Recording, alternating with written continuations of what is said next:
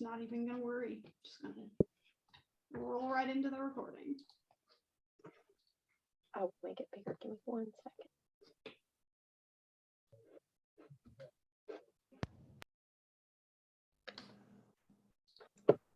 Okay. So many.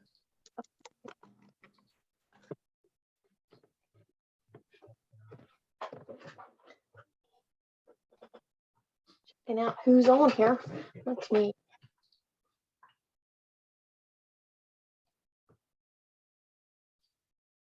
Want to take a minute? Yes. Hey everybody, thanks for coming this morning. We're just waiting to see if our last folks want to pop in. You guys came in so fast and furious that it was like desperately admitting people. Yeah, if you want to introduce yourself, you're welcome to. You certainly don't have to, but you're welcome to. Yes, Nicole, that would be my delightfully high-pitched voice that is a little hard to hear as we go on. Once we like formally start, no, don't worry about it, Nicole. I'm just giving myself a hard time.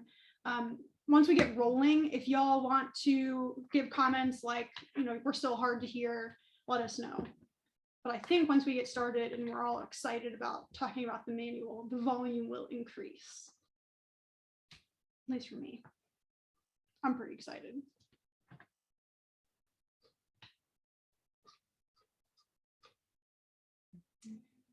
Cool.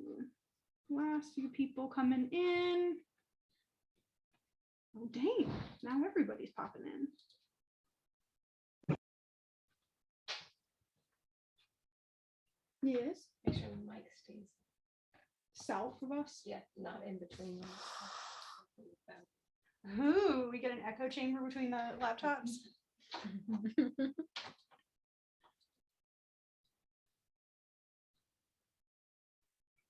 It must have been hard to hear then. Yeah, Nicole, we managed to wrangle Kendall to come in and help us with our microphone setup. Thank goodness we don't have a VCAP podcast yet.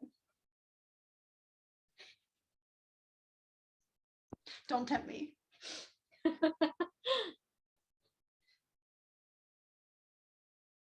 All right, 10:03. We're kind of slowing down. All right. All right, folks.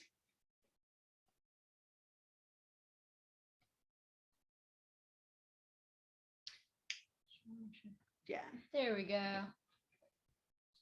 All right. Good morning, y'all. Welcome to the July 2022 VCAP Manual Updates webinar. This webinar is being recorded. The recording, PDFs of slides, and the manual will be uploaded to our website this afternoon. And then we will have time at the end for questions. Should be pretty quick and easy. Quite a few updates. We will go over each item. The items that are bolded are change in numbers, but we will go over each thing.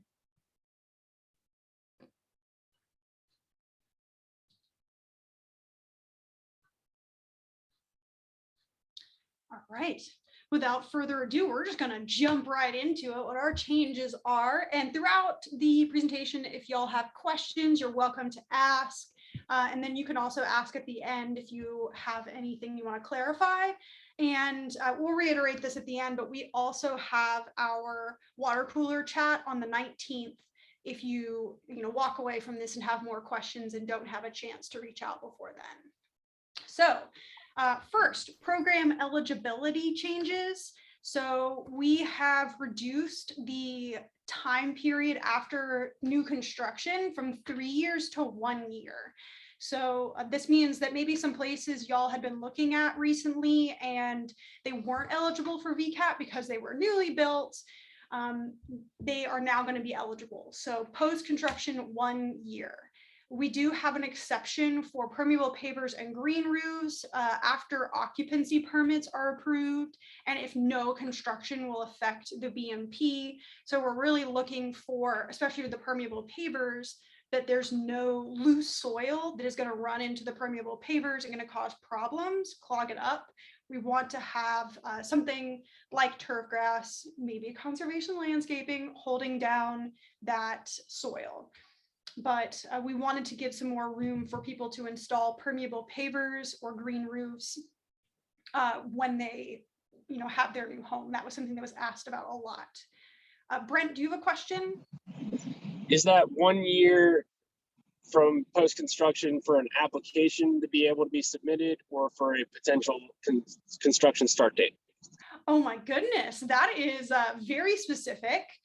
Let's say application is what I would say. So wait for 1 year post for the application to be due. I'm hoping that question means that you have people very excited. Thank you. Yeah, thanks, Brent. And living shorelines are independent of the timeline requirements because they are not necessarily a stormwater BMP the way the rest of our practices are. So that was kind of the situation for living shorelines, but we really wanted to clarify it now. And the last thing on this list is about additions to buildings. So sometimes we've received applications where people have added like a sunroom or something and had an application for a rain garden on the property. We are just asking that those additions, or we're stating those additions are fine and you can submit an application. It's just that the new construction cannot have a stormwater permit requirement or some kind of ENS permit, and it cannot impact the effectiveness of the BMP. Cool. All right, so big change. It's going to open up a lot of doors to some new sites. All right, goals and objectives. So again, we kind of expanded the goals to look at the full suite of benefits of VCAP. So we want to reiterate, of course, we are funded by DEQ and DCR and NIFWIF, various funding sources. And so we are focusing on water quality improvements. That is the goal of the program. But there are some other benefits that we don't want to forget about necessarily. So things like habitat creation, pollinator support, community engagement, especially in this next round of funding, we are going to be focusing on some low income work. So it's going to kind of change the name of the game. And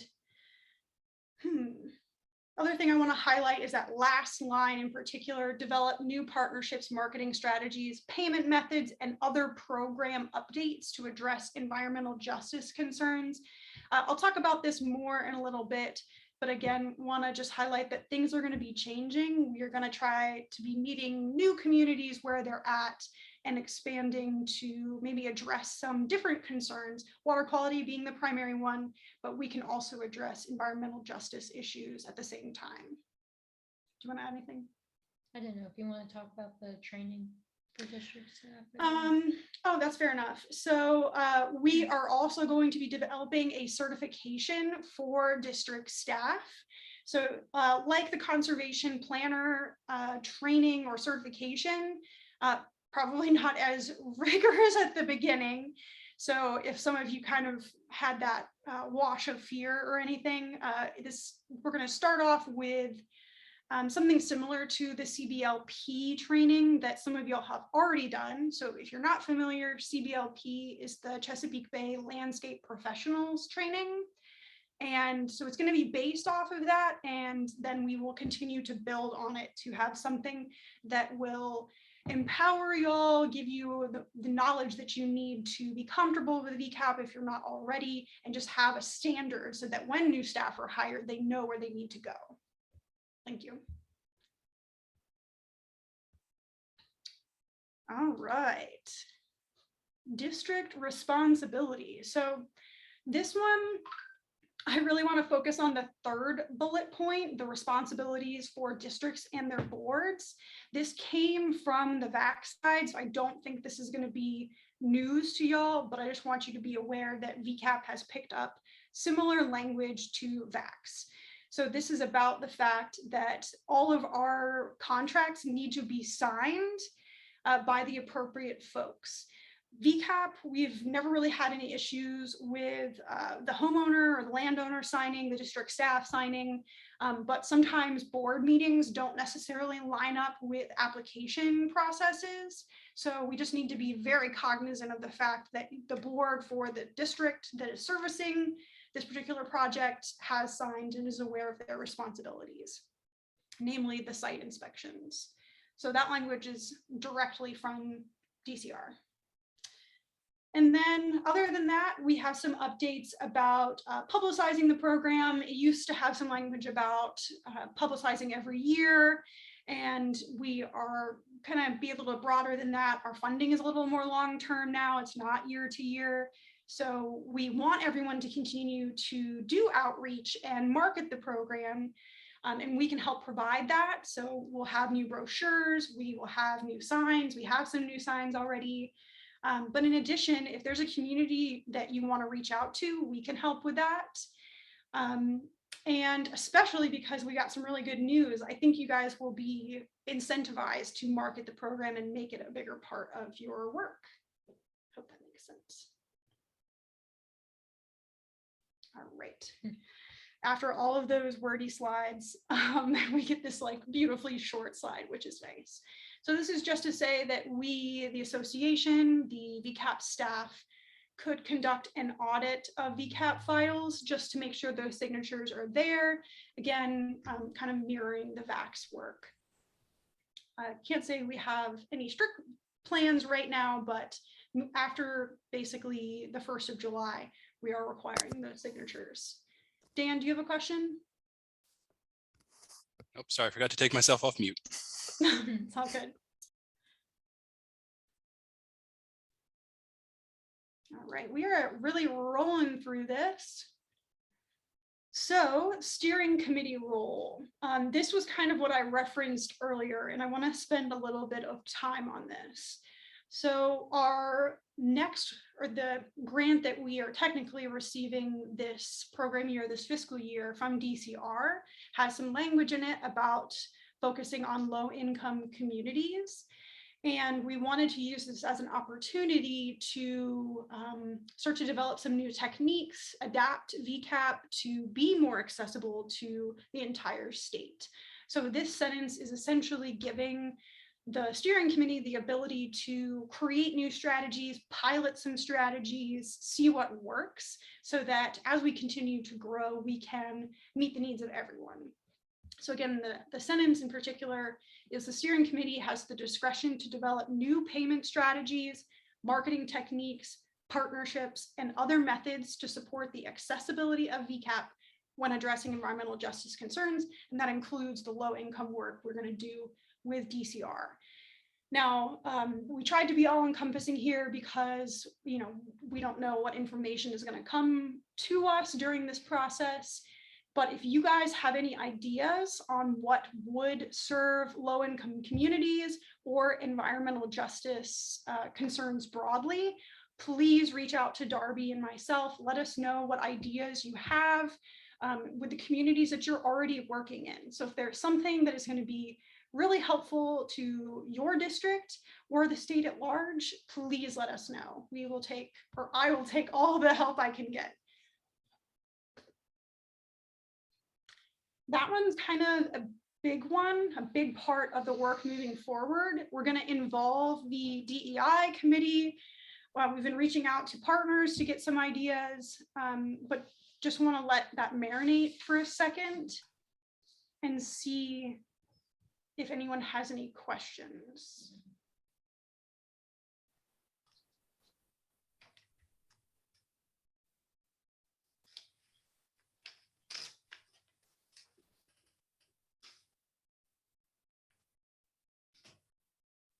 All right. Just want to, yeah, maybe you'll have some questions at the end, but wanted to give you a chance. That's going to be a big thing. All right. And last but not least for me, we updated the commentary about our funding allocations. So the big thing again is that DCR has provided $4 million for the next 2 years received in year 1, and 25% of that money must be used in low income communities. So these are geographies, census blocks that are considered low income, not individuals. So this is going to be different from the septic work that y'all might do or anything like that. And we changed the language about funds will be reimbursed to the district upon project completion unless new payment strategies are implemented, again, to give us the room in case we decide to do a mobilization strategy, which has been piloted on the ag side in Peter Francisco and Lord Fairfax and a couple other districts.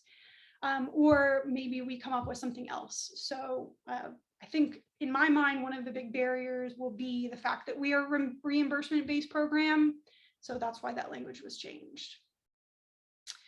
And I should have said this in the beginning, but just to reiterate, the updates that we have for this year for the manual are primarily programmatic. So not necessarily spec updates. The stormwater B&P manual is going to be updated sometime this summer. Richard's participating, I'm participating. So the changes to specs could be later, but I just wanted to clarify, if you're waiting for us to say like the infiltration rate has changed, something like that, that's not what our focus is this year. It's about the programmatic changes, and again, focusing on our funding sources and the communities we're targeting. Cool. All right, well, that is my section, and now I'll turn it over to Darby. Yeah, so reimbursement will be made to the district for each completed contract and will include $1,200 in TA. This means that all VCAP applications that are approved and completed from this point on will receive $1,200 in TA. All VCAP practices that have already been approved by the steering committee will still receive $500 in TA when completed. We acknowledge that VCAP can be a lot of work for the district staff, and that $500 isn't necessarily a lot of money. So with an increase in funding, we also want to increase our support for our district staff. We are excited about the $1,200 TA. Yeah, and thanks to those of you that provided data to get us to that number. Yeah. Spot checks. So spot checks are verification inspections meant to determine practice existence and viability. They are not intended as technical inspection. Moving forward, a random 10% of all projects within lifespan across the state will be checked every program year. The VCAP staff at the association will identify the 10% of the practices to be inspected and notify the appropriate district staff. I have already chosen this 10%. I will be notifying each district within the next week or so the practices that they need to spot check. Spot check forms are found on our website. We do ask that all the forms and photos are returned by the end of this program year, so June 30th, 2023. Previously, we were asking for a random 25% of practices from each district. So theoretically, this should be a bit of a lift for each district. This new method will also help us here keep track of our practices, make sure they're still alive and kicking, get some photos, more outreach. So yeah, spot checks are changing. Ooh, Megan has a question. Yeah, Megan. Can you hear me? Yes. So my question is that could you review the timeline for spot checks, and what happens if we've already completed our spot checks like recently for the year?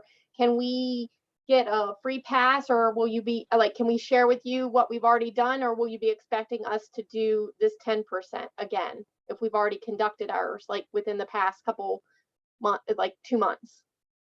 So the idea for this timeline will be start in July and in June of next year.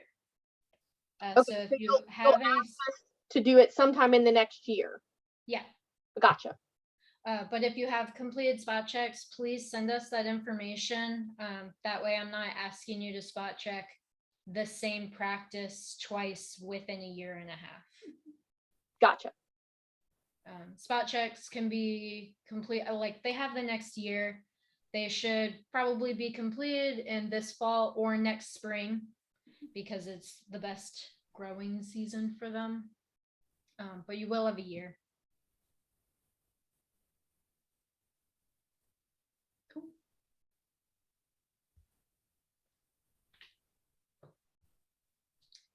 Corrective action. There is absolutely no change in corrective action methods or repayment. This is simply the addition of an example of the pro rata return of cost share funds calculation. It mimics the VAX calculation as well. Again, failure to maintain the practice for the required 10-year lifespan may result in the participant being required to refund part of the cost share amount. Repayment is based on this prorated amount from the lifespan start date, which is January 1st of the calendar year following the payment request. A little confusing, but very well laid out now, very clear now. yeah.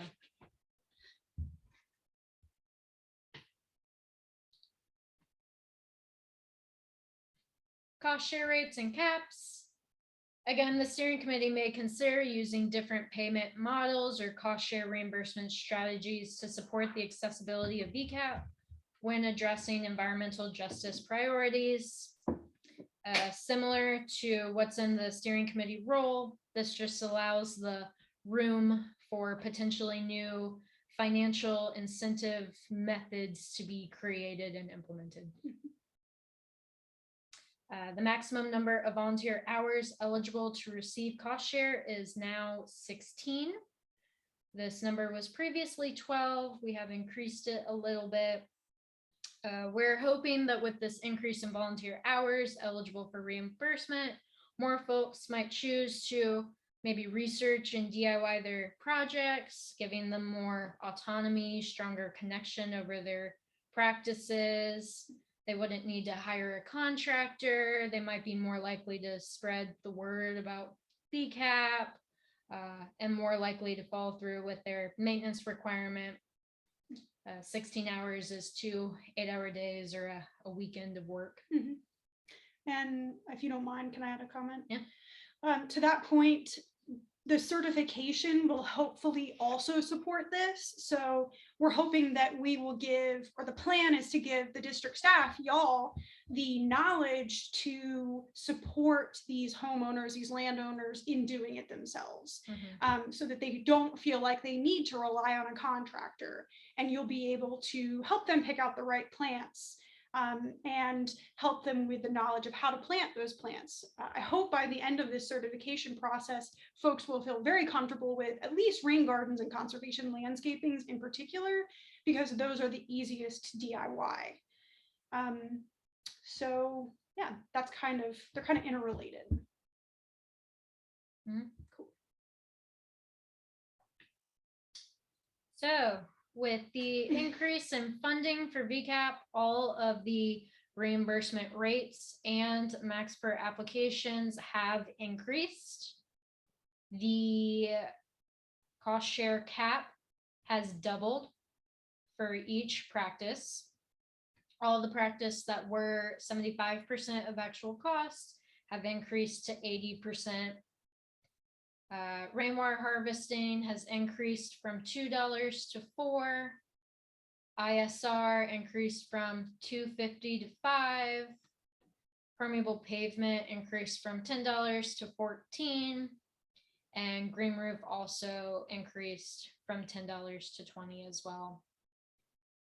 This page will be available on our website this afternoon as well.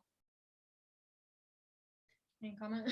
Yeah, I also want to add, so in the past, we only allowed folks to apply for up to the cost share cap for any individual practice type. So for instance, if you wanted to have 2 rain gardens on your property, you could only receive up to 3,500 total as an individual. So now we are altering that so that every individual can have up to 50K total in cost share assistance, but you have to be treating separate resource concerns. So we're not saying, you can suddenly have like this mecca of rain gardens unless you are treating separate issues. So justifying that on the separate applications is very important. For instance, somebody's property has downspouts going opposite directions. You could have rain gardens on both sides of the house. They would be 2 separate applications and they could be eligible for up to $14,000 in cost share for these 2 separate practices. Whereas formally, if they wanted to do something like that, they would have only been eligible for $3,500. And it wouldn't really make sense to put in 2 different applications because you couldn't breach 3,500. Did that make sense, Darby? Okay, cool.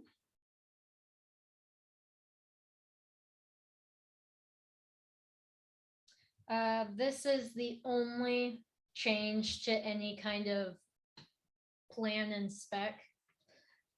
Annual plants, vegetables, and herbs are not allowed in the landscape plan unless otherwise noted in the individual practice specifications. This is mostly connected to impervious surface removal. So the thought behind this is maybe a property owner would want to remove their asphalt. They could put in a food garden. We wouldn't pay for the food garden, but it would be an option. Vegetables, herbs, and annual plants are still not allowed in conservation landscaping, rain gardens, stormwater conveyances, bioretention, anything like that. Smallest and youngest plants reasonable are recommended. This is to hopefully keep costs down and hopefully avoid contractors who might try to take advantage of homeowners with the increased cost share amounts. Essentially, right? Exactly. Yeah, so just to kind of highlight not all of y'all, but many of the district staff have highlighted that costs are really going up. Contractors are more expensive, materials are more expensive, plants are more expensive, there are delays in shipping. So this line kind of gets to that, and the increased cost share rates are to help in this new world that we live in where everything is more expensive. Do you want to add anything to that? Okay. Last change that we have is not actually a manual change, it's Form 3. It's our landowner agreement, and it's really just an addition to the bottom of the page. Just like always, we won't use any photos that leave the homeowner or property location identifiable. This is simply so we have folks' permission to use their project photos to promote VCAP. Cool. That's it, right? Yeah, so I got a couple comments I want to finish up with, and we also just got a question in the chat. So I'll answer this question, and if y'all want to add your questions now would be a great time. So Nicole asked for plants, are seeds an option?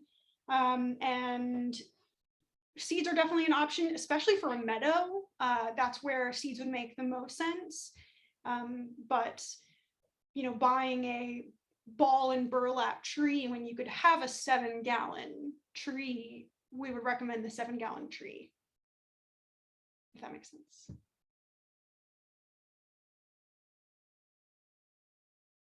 Does that answer your question, Nicole? No. Okay, let me try again. Personally, I prefer plants already growing, as seeds can be unpredictable. Do you want to come off mute and try to explain a little more? You can also say no to that if you'd like. Oh, no, I forgot. So many of you don't have a microphone. Well, Nicole, if you want to email me and we can talk later, but the point being, for meadows, seeds are going to be preferable. There are certain plants where it makes more sense to have a full grown plant, but seeds are preferable. For our rain gardens, bioretentions, and stormwater conveyances, you are going to want something that already has those roots and are going to be there as basically an older plant. So seeds for a stormwater conveyance wouldn't be the best option.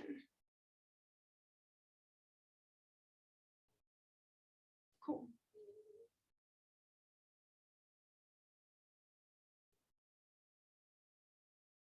Can you hear someone on the microphone? Just very quiet. No, I think it's someone in our office. Oh, okay, gosh, this sounded like it was coming right over top of me. Yeah, and Richard added a comment like a large meadow. It makes a lot more sense to have seeds. Yeah, just the time intensity there is definitely going to make a difference. Now, if we want to go, okay, great.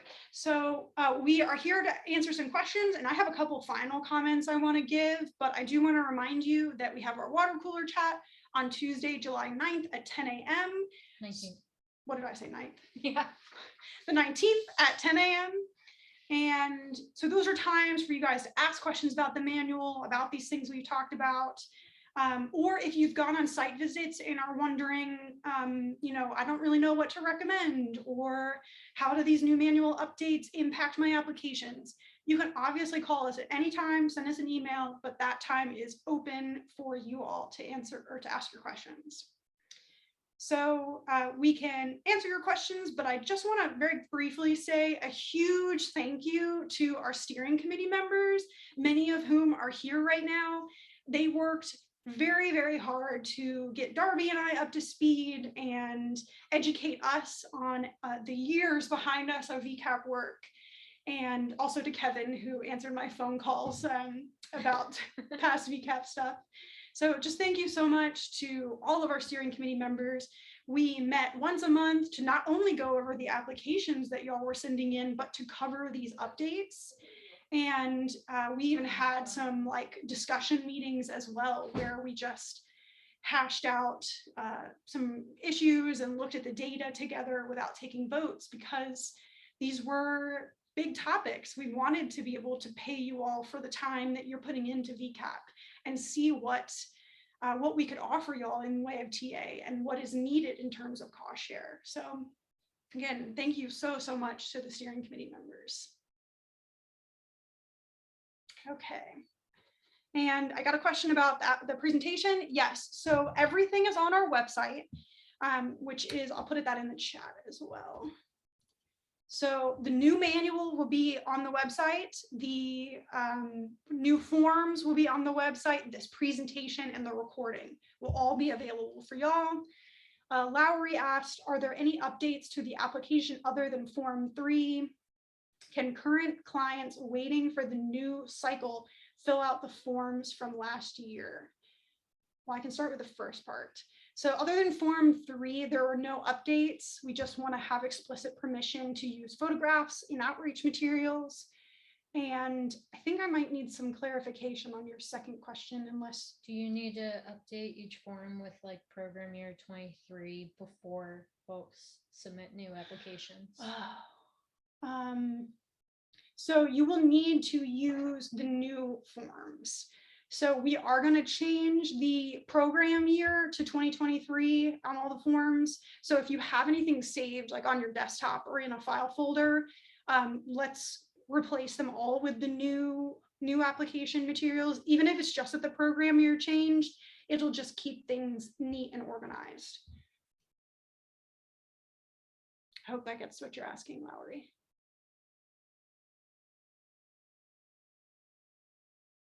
Okay, so now I have when will those be up today as well? Yeah, they'll be up today. Yeah, so everything will be available by close of business today, barring something catastrophic. Catastrophic? I don't know. A flood. So the presentation isn't on the website right now, but as of 11:30 today, it will be. So we just wanted to wait for the presentation to be finished before we posted it so that we could answer all your questions here and then have it all be available. So that being said, I really hope that y'all are going to share this with your boards and say, you know, we're going to send an email out that's going to kind of reiterate this to all of the association contacts. But this, again, hopefully will be a little bit in the direction of supporting the great work that y'all are doing on the ground with our $1,200 in TA. Like, I was cheering inside when Darby said that. I hope you guys were cheering at your desks. And doubling the cost share caps and increasing the reimbursement rate to 80%, that's going to go a long way to helping keep up with inflation and supporting these homeowners that are doing great things for water quality. So I don't know, if you were excited about that, like, give me a thumbs up so we can feel your joy through the screen. Oh, I got one. I don't know who it was. Megan. Look at that. Oh, I can't look at them. I feel it. Oh, party hat horn. All right, thank you guys. So do we have any questions right now?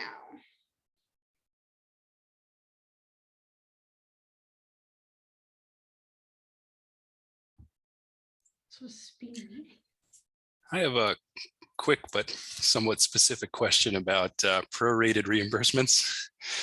So I know you mentioned if we find that during our spot checks that there's a project that hasn't been maintained, they can repay their cost share, and the start date is January 1st after it was installed. Is that from the current time, or does that January 1st start date apply to all projects in the ground, including some ones that maybe were built 4 or 5 years ago? You want me to answer? Oh, I'm so sorry. Please answer it. Okay. So the entire reimbursement structure, that's not the right word to use, but like repayment structure is outlined in the manual. We just added that example. So that is to say that if a practice is found out of compliance, wherever in the lifespan it is, they have a set time period to rectify the issue. And if the issue is not fixed, or for instance, if somebody sells their house and the new homeowner doesn't want to maintain the practice, they would repay the time since the practice was installed starting January 1 of the year following. So for example, if I installed a rain garden on my house right now, the lifespan of my practice would start January 1, 2023. If in September of 2024, I sold my house and I didn't want to sell it with that practice contract associated with it, I would only have had the practice in lifespan for 1 year and 9 months. So I would have to pay back 8 years and 3 months. Okay. Hey, Blair, I defer to other steering committee members who've been around longer, but I know that January 1st date was relatively recently put in the process. So, maybe 3 years ago, something like that. So I think that might be an issue if there are older ones who, when they signed on, the prorating was actually from the date of installation. Something like that. So this is like a knowledge that I did not have as a new hire. Yeah, yeah, it's one of those should that be grandfathered in, I guess, or do we just sort of retroactively apply the January 1 policy? I think it's to the benefit of the homeowner if we retroactively apply the less stringent, I think. Yeah, Something to think about. Yeah, thank you. I apologize. That is totally my fault, having been a new hire. So I have all the dates for when practices were installed. So I could say this might have to be something the steering committee educates me on, independent of this manual update meeting. I will say it that way. I did have in creating the spot check spreadsheet, I have the actual BMP expirations. Oh, here, look for at all this. of I'm those thinking it's practices too. I just didn't factor that into the corrective action example. Yeah, to be honest, Dan, I think I'm gonna have to, yeah, and Richard also added a comment. I'm gonna have to like noodle on this a little bit and not answer quite on the spot. That's all right. Thanks very much. Thanks. Yeah, each district was doing the lifespan differently prior, which as the program grows, I think we're gonna have to have everything on the same timeline, just keeping things organized. So yeah, we noodle on this. Other questions?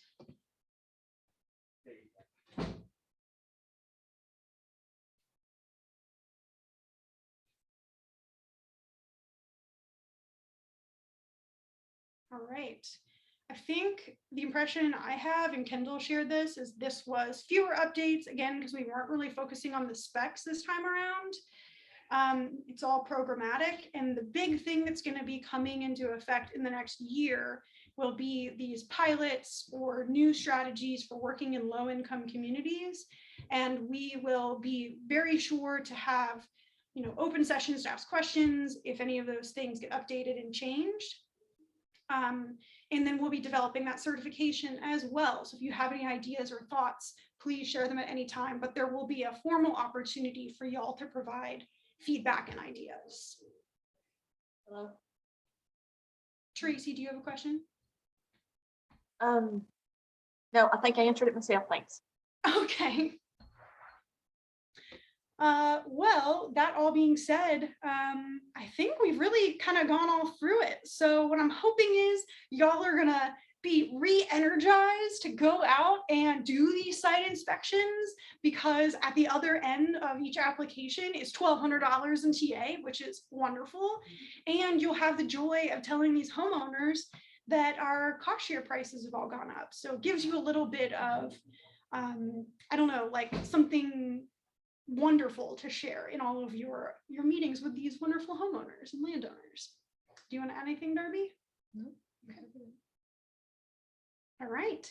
Well, go bask in the glow, and thank you guys so much for coming and checking out the new manual.